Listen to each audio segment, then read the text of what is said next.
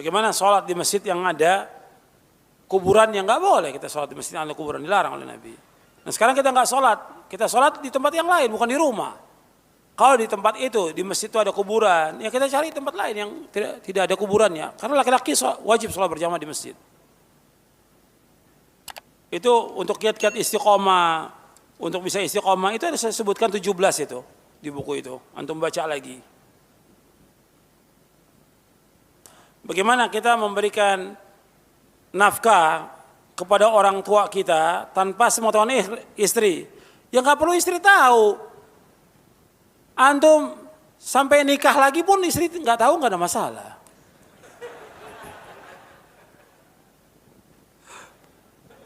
Kan nggak mesti tahu. Ini kadang-kadang semua apa yang dilakukan oleh suami istri harus tahu. Ini salah. Salah. Artinya ketika laki-laki ini dia wajib mencari nafkah, dia wajib memberikan nafkah kepada istrinya dan juga kepada siapa?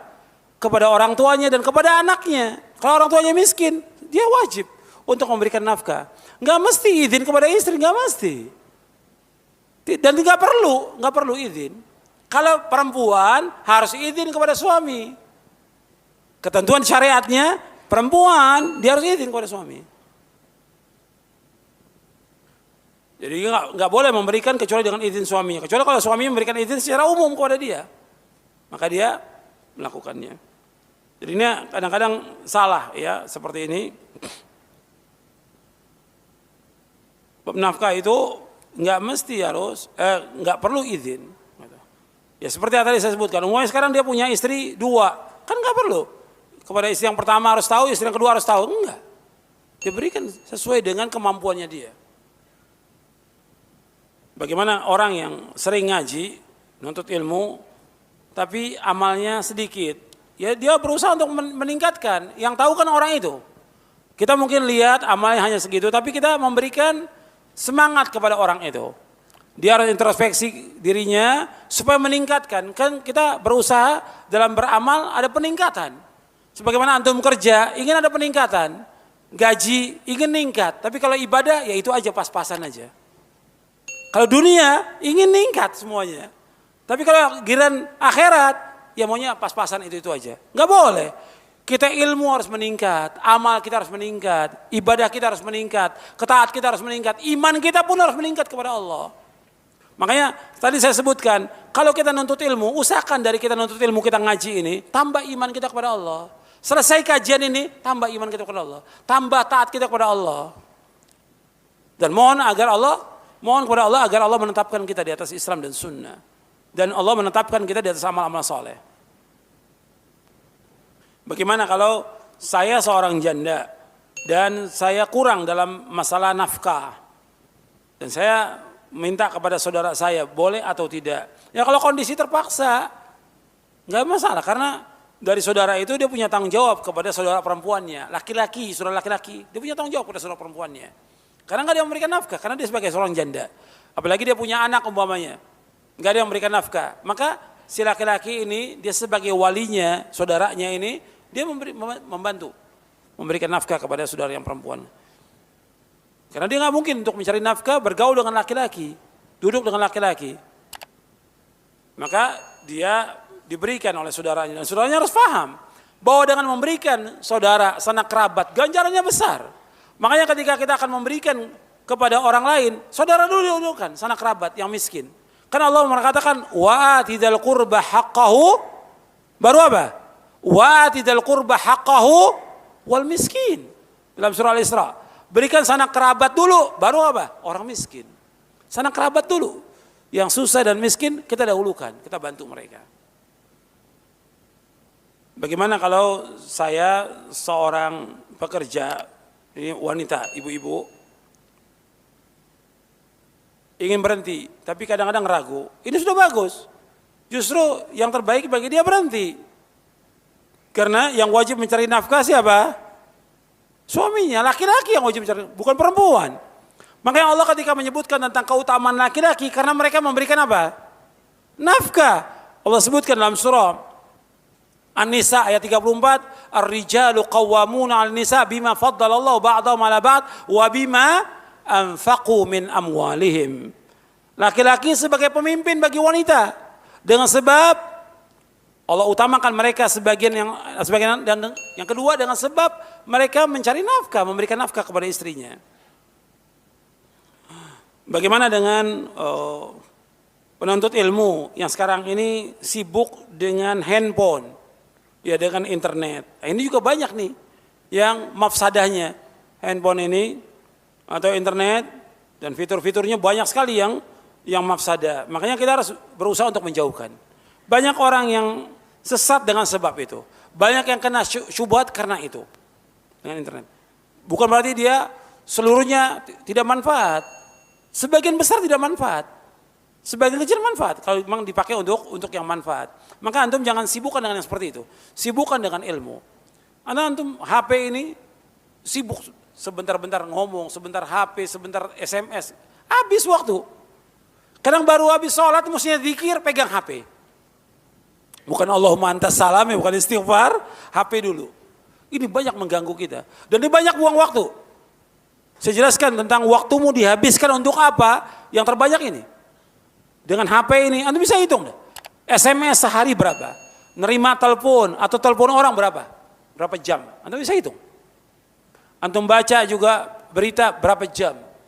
Coba kalau antum baca Al-Quran. Antum baca sunnah Nabi yang sahih, kitabnya para ulama, sibuk dengan amal saleh manfaat. Bukan nggak boleh, boleh, tapi sekedarnya aja. Yang ada ini banyak waktu terbuang dengan sebab itu. Ini semuanya kena ini. Yang bapaknya, yang ibunya juga, wah, luar biasa ibunya juga di rumah. Sibuk dengan HP, yang neneknya juga sama, sibuk dengan HP. Yang anak-anaknya juga sama. Karena semua dikasih HP. Akhirnya lupa ngaji, lupa baca Quran, lupa ibadah kepada Allah. Ini banyak mengganggu ini.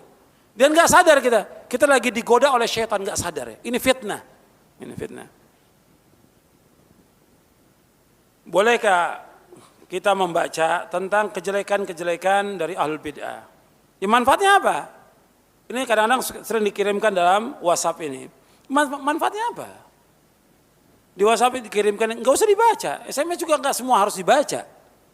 Yang kelihatan manfaat dari orang tertentu yang memang kita dekat, kita baca. Kalau enggak, buat apa? Kadang-kadang juga menceritakan rumah tangga orang. Kira manfaatnya. SMS kan pesan singkat. Ini panjang sekali cerita rumah tangganya. Manfaatnya apa? Kalau nanya apa inti pertanyaan itu? Ini cerita. Dan capek, orang habis waktu. Antum baca berapa menit? Kita berpikir daripada baca SMS itu, asal baca Quran. Satu ayat dapat ganjaran kita. Baca SMS nggak dapat ganjaran. Bahkan kadang-kadang yang masuk apa? Syubhat. Di WhatsApp juga begitu juga. Antum lihat manfaat dan tidaknya. Bagaimana kalau seorang mudir yayasan atau pesantren, dia mengeluhkan tentang fasilitas yang rusak, diadukan kepada wali santri untuk membantu. Ya ini kan dalam rangka tahun al-birri wa taqwa. Karena untuk berjalannya pondok pesantren itu mesti dapat dukungan dari siapa? Dari wali santri. Dari orang-orang yang mampu, tentunya yang mampu untuk memberikan bantuan. Kalau memang dia sudah cukup, nggak perlu dia sampaikan kepada wali santri. Kalau memang ada orang kaya yang bisa membantu pondok itu, nggak perlu lagi dia sampaikan kepada wali santri. Tapi ini perlu tahun al-birri wa taqwa.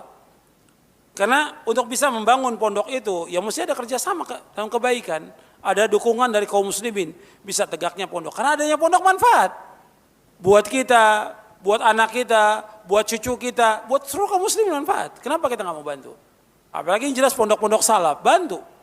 Dan ganjarannya besar, kita membantu mereka. Kalau kita nggak mampu nggak ada masalah. Karena juga tergantung kemampuan. Kita bilang bahwa saya untuk nyekolahkan anak ini saja, bayaran saya itu hanya mampu pas-pasan. Saya nggak bisa mampu, nggak ada masalah. Dan juga jangan diwajibkan oleh mudir itu semua harus nyumbang, nggak boleh. Tergantung kemampuan yang dia bisa bantu. Iman itu naik turun, apakah tidak bertolak belakang dengan istiqomah?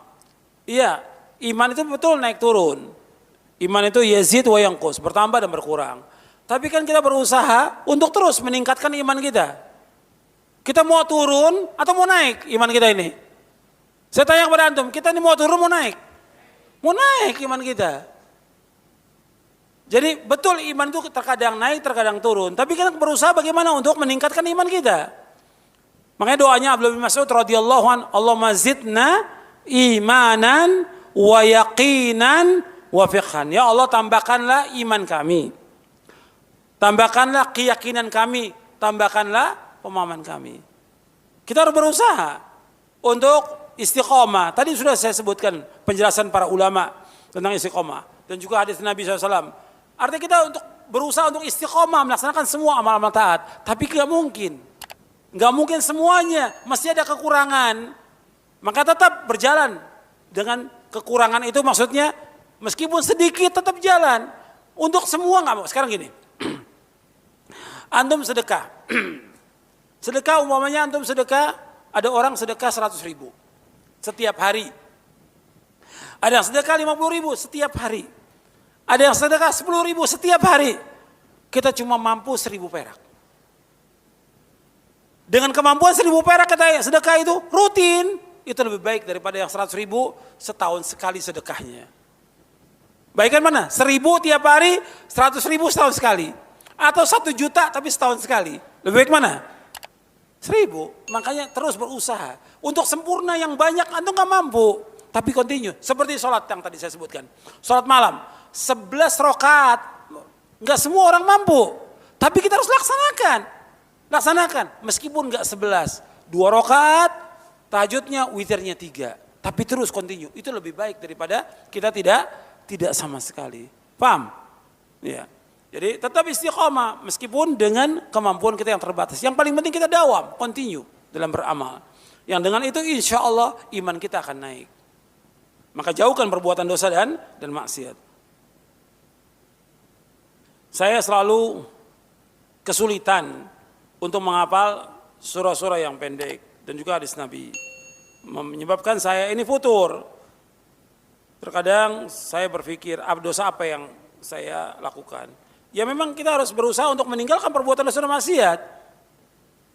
Kan Imam Syafi'i pernah mengadukan kepada Waqi tentang jelek hafalannya. Imam Syafi'i sudah hafal Quran. Sudah banyak ribuan, bahkan puluhan ribu hadis Nabi yang dihafal oleh Imam Syafi'i. Tapi Imam Syafi'i rahimahullah pernah lupa sebagai manusia. Mengadukan syakautu ila waqi'in su'a hifdhi farashadni ila tarkil ma'asi wa'lam annal ilma nurun wa nurullah la yuhda lil 'asi.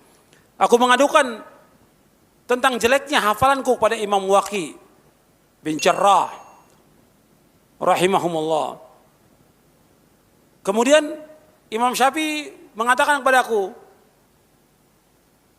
tinggalkan perbuatan dosa dan maksiat. Karena ilmu itu cahaya dan cahaya Allah enggak akan diberikan kepada orang yang berbuat dosa dan maksiat. Maka kita merenung dosa apa yang kita lakukan. Ketika kita kena musibah juga demikian sama, kita merenung dosa apa yang kita lakukan. Bertaubat kepada Allah. Tapi terus berjuang, nggak boleh kita futur, nggak boleh malas. Seandainya kita belum mampu terus, ulangi kan satu ayat. Di sini kan ada orang-orang yang hafid, guru-guru yang hafid yang ajarkan Quran di sini di Masjid Al-Barkah ini. Ya satu ayat antum ulangi sampai 50 kali. Satu ayat itu ulangi 50 kali. Atau sampai 70 kali. Hafal, baru masuk ayat yang kedua, ulangi lagi. Antum belum hafal surah yang pendek, Alhaakumut Takatsur. Belum hafal, susah ngapalinnya. Ulangi sampai 70 kali Alhaakumut Takatsur. Selesai hafal, baru yang kedua. Yang kedua apa? Hatta zurtumul maqabir. 70 kali lagi ulangi. Nanti terus sampai hafal. Begitu yang dianjurkan oleh para ulama. Saya ditegur oleh ikhwan karena di motor saya tidak ada stiker roja.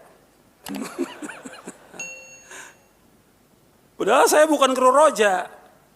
Apakah ini termasuk apa Ustaz? Ini termasuk gulu. Ini termasuk gulu. Kita ini gulu berlebih-lebihan. Dan ini banyak berlebih-lebihan. Orang harus, yang penting antum mengambil manfaat istifadah dari kajian yang disampaikan dan amalkan. Nggak mesti ada stiker roja. Ini gulu. Nggak boleh seperti itu. Orang harus manfaat. Hatta juga umpamanya karyawan roja juga, dia harus mengambil manfaat dari kajian yang disampaikan.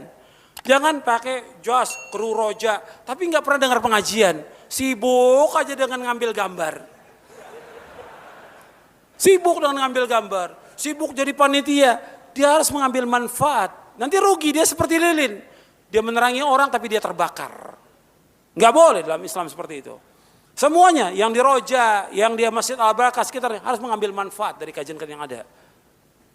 Bapak sekalian, itu yang pertama soal itu. Jangan kita gulu. Karena gulu ini apa? Membinasakan. Kata Nabi SAW, iyyakum wal gulu wa fid din. Fa inna ma ahlaka man kana qablakum al gulu wa fid din. Jauhkan diri kamu dari gulu. Karena gulu akan membinasakan kamu. Jangan gulu dalam agama ini. Gulu membinasakan kamu. Sebagaimana orang-orang sebelum kalian telah binasa dengan sebab gulu. Makanya jangan gulu.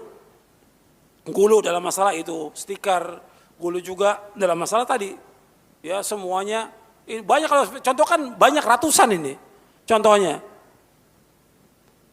Gulu banyak. Itu. Seperti pengobatan harus dengan herbal. Kalau nggak herbal nggak sembuh. Ini gulu ada. Gulu banyak. Begitu juga ini masjid Al-Barakah ini. Kadang-kadang ada orang yang nggak mau sholat kecuali di Masjid Al-Barakah. Ini gulu. Saya kalau mau contohkan ratusan ini. Gulu ini. Masjid Al-Barakah dengan masjid yang lain seluruh dunia sama kecuali 3 masjid yang utama. Masjid mana yang utama? Masjidil Haram, Masjid Nabawi, Al-Aqsa. Jangan punya keyakinan antum masjid ini utama Al-Barakah sama dengan masjid yang lain. Dan saya pernah sampaikan di Masjid Imam Ahmad bin Hanbal bahwa Masjid Imam Ahmad nggak punya keutamaan sama sekali. Sama dengan masjid yang lain seluruh dunia sama. Nggak ada keutamaan. Ini ada orang punya keyakinan mesti sholat di Masjid Al-Barakah. Kalau nggak sholat situ nggak sah. Ada gulu. Gulu. Nggak boleh. Sama juga seperti sholat Jumat. Ada orang dari jauh pengen sholat Jumat di Masjid Al-Barakah. Nggak ada keutamaan di sini. Sama dengan, kalau kita mau cari sunnah banyak masjid yang lain yang juga yang sunnah. Nggak mesti di tempat ini. Kalau kebetulan ada pengajian di sini nggak apa-apa untuk datang. Karena mau ngambil ilmu, nimba ilmu. Nggak ada masalah, hatta keluar kota untuk nimba ilmu nggak ada masalah. Tapi mengatakan niat dari rumah bahwa masjid ini punya keutamaan lebih dari yang lain, ini gulu, nggak boleh dalam Islam. Sama dengan masjid yang lain, fadilahnya ganjarannya sama dengan masjid yang lain. Jangan sampai gulu kita. Kalau gulu nanti bahaya gitu. Jadi kita harus betul-betul, saya ulangi tadi, kita harus ngambil manfaat dari ilmu. Manfaat dari ilmu semuanya.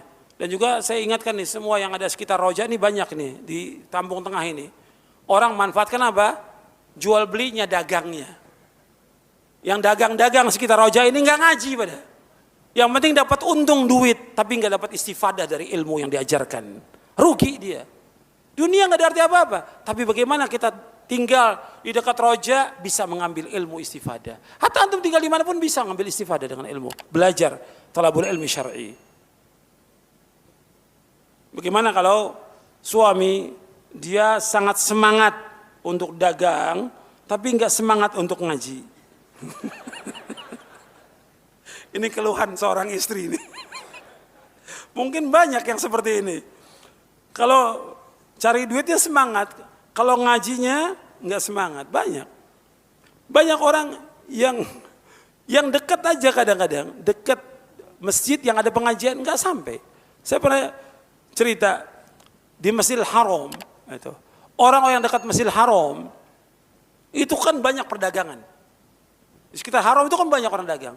Tapi yang dagang-dagang itu nggak pernah sampai ke Masjidil Haram. Kakinya tuh berat itu mau melangkah ke Masjidil Haram. Sholatnya di mana mereka? Depan tokonya. Ini bukti nyata ini. Sholat depan tokonya. Padahal dia hanya berapa langkah ke Masjidil Haram, nggak sampai. Sibuk dengan dunia dia. Maka diingatkan. Dia harus mengambil ibadah terus, istifadah. Kayak di sini tadi saya contohkan. Yang buka-buka toko, dia sampai mungkin untuk sholat 5 waktunya sampai dia ke sini. Tapi untuk ngajinya nggak sampai-sampai dia. Ada nggak? Ada yang seperti itu. Maka harus diingatkan. Jadi ketika suami yang seperti itu, diingatkan dengan cara yang baik. Pak, saya sudah cukup dengan bapak dagang dan alhamdulillah dagangan itu laris. Cukup udah. Sekarang kita ngaji, kita nuntut ilmu, kita baca Quran, kita mengamalkan, kita bangun tengah malam. Kita kasih semangat, seorang istri akan semangat dan doa kepada Allah agar Allah memberikan taufik kepada suaminya. Begitu juga suami berdoa kepada Allah agar Allah memberikan taufik kepada istrinya. Tolong jelaskan dalil bahwa harta anak juga merupakan harta orang tuanya. Ya ayat dalam surah, yang pertama ayat di dalam surah An-Najm. Di ayat berapa? Di ayat 38 ya. Wa an laisal insani illa ma sa'a. Seorang tidak akan mendapatkan melainkan apa yang diusahakan. Seorang tidak akan mendapatkan apa yang diusahakan. Kata Nabi, inna auladakum min kasbikum. Sesungguhnya usaha kamu, sesungguhnya anak kamu termasuk usaha kamu. Bahkan pernah ada anak yang ngeluh pada Nabi karena orang tuanya mengambil hartanya. Dia mengeluh pada Nabi, si anak ini. Ya Rasulullah, orang tua saya ngambil harta saya. Apa kata Nabi? Anta wa maluka li abika. Kamu dan hartamu milik ayah kamu. Karena dia bisa usaha, bisa dagang, bisa segala macam, kan juga dengan sebab siapa? Sebab orang tuanya. Boleh nggak kita menceritakan perbuatan dosa kita seperti main musik, pacaran sebagai contoh? Nggak boleh. Tutup, Allah sudah tutup, jangan dilakukan lagi, jangan ceritakan pada orang. Kita memberikan semangat banyak contoh yang lain dari para ulama salaf. Bagaimana mereka semangat? Jangan contohkan perbuatan dosa dan maksiat. Karena kita juga nggak tahu apakah kita tetap dengan taubat kita istiqomah atau kembali lagi nanti. Kita nggak tahu. Karena apa? Innamal amal bil khawatim, amal tergantung akhirnya. Jangan ceritakan perbuatan dosa kita kepada orang, jangan. Justru kita tutup dan kita bertaubat kepada Allah dengan taubatan nasuha. Justru kita ingin jangan sampai orang tahu perbuatan dosa kita. Jangan sampai orang tahu perbuatan maksiat kita. Jangan sampai orang tahu tentang aib kekurangan kita dalam berbuat dosa dan maksiat. Tutup itu dan mohon kepada Allah agar Allah menutupi. Dan Nabi SAW menyuruh kita untuk melakukan amal-amal soleh, memohon rahmat Allah dan minta kepada Allah agar Allah menutupi aurat kita, menutupi aib kita, menutupi kekurangan kita. Dosa itu aib atau bukan? Dosa, aib. Kalau aib ditutup, jangan diceritakan kepada orang. Ada satu hadis Nabi, ini juga berkaitan dengan istiqomah ya. Suruh kita melakukan amal soleh. Nabi SAW bersabda, hadis ini hasan, dihasankan oleh Syekh Albani di dalam kitabnya Silsilah Hadits As-Sahihah. Diriwayatkan oleh Imam Hakim, diriwayatkan juga oleh Abu Nuaim dalam kitabnya Hilyatul Auliya. Kata Nabi SAW, if'alul khaira dahrakum wa ta'aradu linafahati rabbikum fa inna lillahi nafahatin min rahmatihi yusibu bihi man yasha'u min ibadihi wasallallaha ayyastura auratikum wa yu'ammina raw'atikum. Kata Nabi, if'alul khaira dahrakum. Ini ada hadisnya. Kata Nabi, if'alul khaira dahrakum wa ta'aradu li nafahati rahmatillah fa inna lillahi nafahatin min rahmatihi yusibu biha man yasha'u min ibadi wa sallallahu yasturu auratikum wa yu'ammina rawatikum. Kata Nabi SAW, kerjakanlah kebaikan sepanjang tahun kamu. Arti kebaikan bukan hanya ada pada Ramadan. Kerjakan kebaikan itu sepanjang tahun itu. Sampaikan diwafatkan Allah. If'alul khaira dahrakum, sepanjang hari, sepanjang pekan, sepanjang bulan, sepanjang tahun kerjakan kebaikan itu. Wa ta'aradu li nafahati rahmatillah, dan adalah kalian persiapkan diri untuk menerima limpahan-limpahan rahmat Allah. Fa inna lillahi nafahatin min rahmatihi, sesungguhnya bagi Allah itu ada limpahan rahmatnya. Yusibu biha man yasha'u min ibadi, Allah memberikan limpahan rahmat kepada hambanya yang Allah kehendaki. Wa sallallahu yastura auratikum, minta kepada Allah agar Allah menutupi aurat kalian, aib-aib kalian. Wa yu'ammina rawatikum, dan minta kepada Allah agar Allah memberikan rasa aman kepada kalian dari rasa takut. Ini diriwayatkan oleh Imam At-Tabrani dalam Mu'jamul Kabir dan Imam Baihaqi dalam Syu'abul Iman. Imam Tabrani dalam Mu'jamul Kabir dan juga Imam Baihaqi dalam Syu'abul Iman dan disahihkan oleh Syekh Albani dalam silsilah hadits as-shahihah di juz yang keempat. Maka kita berusaha untuk berbuat kebaikan dan mohon rahmat Allah dan kita minta kepada Allah agar Allah menutup aurat kita. Maka antum sudah hafal doa untuk menutup aurat? Sudah hafal belum? Sudah. Kalau antum tidak hafal berarti antum tidak hafal zikir pagi sore. Di zikir pagi sore ada Allahumma inni as'alukal afwa wal afiyata fid dunya wal akhirah. Allahumma inni as'alukal afwa wal afiyata fi dini wa dunyaya wa ahli wa mali. Allahumma astur aurati wa amin rawati. Allahumma ihfazni min baini yadayya wa min khalfi wa an yamini wa shimali wa min fawqi wa a'udzu bi'azamati an uqtala min tahti. Itu zikir pagi sore yang antum baca. Minta. Cuma antum belum menghayati makna dari zikir itu. Yang penting asal baca, asal bunyi. Asbun. Coba antum perhatikan maknanya, mudah-mudahan Allah menjaga saya. Makanya zikir-zikir yang antum baca itu tahu artinya, hayati artinya. Betul-betul antum mohon kepada Allah. Al-afwa wal-afiyah. Bukan asal baca.